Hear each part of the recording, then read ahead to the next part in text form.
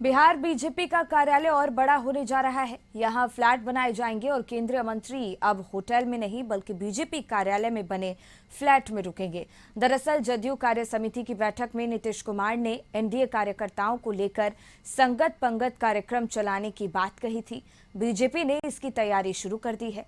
NDA के तमाम कार्यकर्ता बूथ स्तर पर जुटकर केंद्र और राज्य की स्कीम को जन जन तक पहुंचाने का काम करेंगे।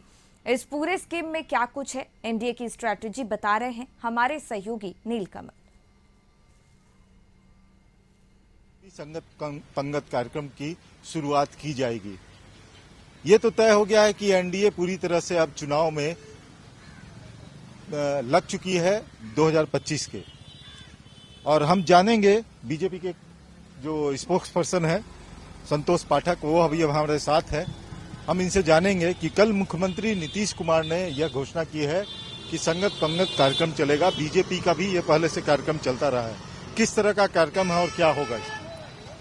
देखिए, एनडीए ने बहुत मेहनत करके, हमारे सभी नेताओं ने, सुशील मोदी जी हों, नीतीश कुमार जी हों, हमने बहुत मेहनत से बिहार को विकास के मार्ग पर लाने का काम किया है। और जो बिहार की जो सामाजिक परिस्थितियां हैं उसमें एनडीए के जो सभी प्रकार के कार्यकर्ता हैं, चाहे जेडीयू के हों, लोजपा के हों, बीजेपी के हों, हमारा सोच लगभग एक प्रकार का है कि बिहार को प्रगति के मार्ग पर ले जाना है।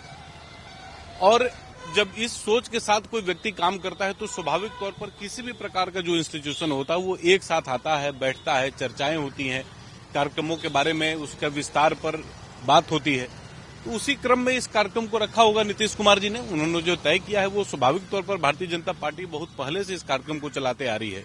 हम आपको बता दें कि ये जो बिल्डिंग आप देख रहे हैं ये बीजेपी को मिला है, ये अलॉट हुआ है। ये एक मंत्री का ये बंगला था। अब ये बीजेपी का ये जो बाउंड्री वॉल आप देख रहे हैं ये टूटेगा और बीजेपी का कार्यालय जितने बड़ा है उसका दुगना साइज हो जाएगा ये।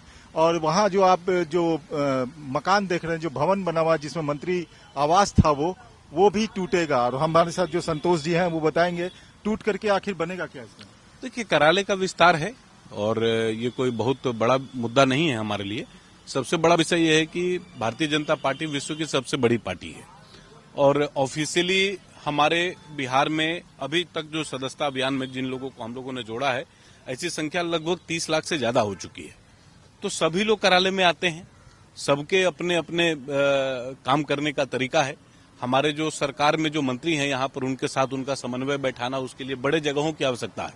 तो इस नाते हम लोगों ने इस पूरी योजना को, पता चला कि 2 मंजिला 3 मंजिला जो है वो भवन भी बनेंगे और फ्लैट भी बनेंगे। वो मंत्रियों के लिए जो होटल में रुकते हैं वो आके यहाँ रुकेंगे। देखिए, स्वाभाविक तौर भारतीय जनता पार्टी ने अपने कार्यालयों का निर्माण पूरे देश भर में किया है और बिहार में भी लगभग सभी जिलों में आवासीय कार्यालय का निर्माण हम लोगों ने किया है।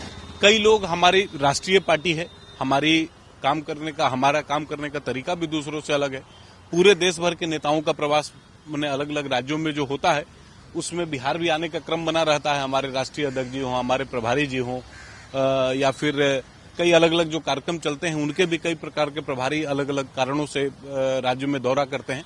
तो उनके लिए एक लिविंग स्पेस तो होना ही चाहिए।